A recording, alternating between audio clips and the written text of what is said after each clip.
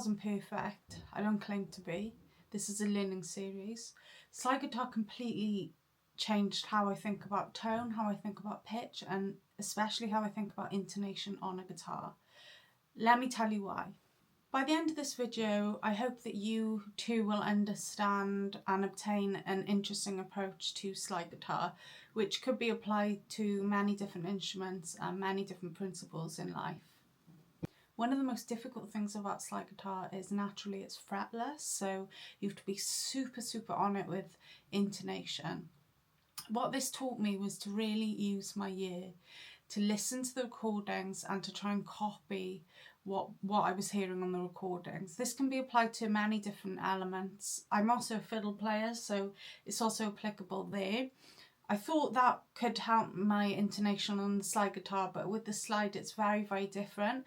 And what I found helped me was if I overshot the note and then came back to it. So I think it doesn't work as well if you are too low and then you slide into the note. I think it's easier for my ears anyway to get that note if I overshoot and then come back into the pitch that I want.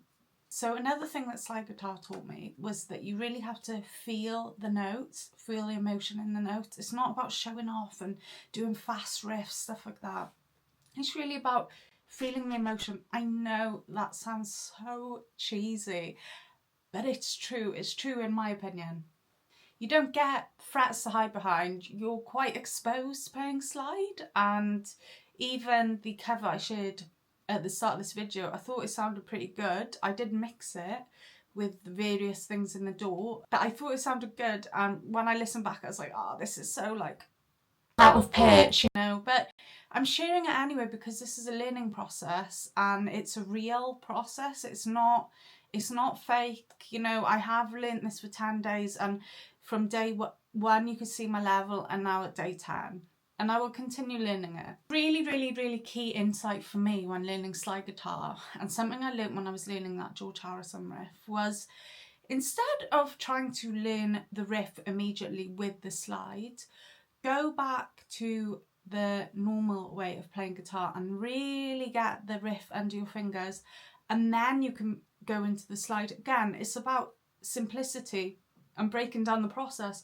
First of all, get it clear, get it the way you want it using the normal method of playing guitar, then graduate onto the slide, and it'll be a lot cleaner, a lot easier, and a lot more accessible for people. Another reason slide guitar was so eye-opening for me is because it forced me to get uncomfortable with things that sound really bad, and to embrace that, and to not try to make it sound perfect, not try to edit it in the door like crazy, but really accept that it doesn't sound great. I've just started learning, and that things take time. I know in the age of AI, stuff like that, it's very easy to get frustrated if you don't get the results you want, but I think there's something really beneficial in the age of AI of like the difficult approach. So working towards something, putting those hours in, and then seeing the rewards, rather than, you know, clicking a prompt or, you know, choosing, you know, a slide guitar emulation or something. There's something to be said about working on the craft, about putting the hours in, completely understanding it, researching it, stuff like that. I don't completely understand slide guitar. I probably never will. It's so vast. But, you know, that's definitely something it taught me, was like, I think in this society we just want quick results all the time, and there's something to be said about sitting with the idea, practicing and letting things build over time and being comfortable with that. Do you play slide guitar? If you do, I would love to know your experience about learning it and the process that you did to learn slide guitar. Did you learn it methodically? Did you learn it by learning riffs, or how did you approach the learning process? I would love to know that.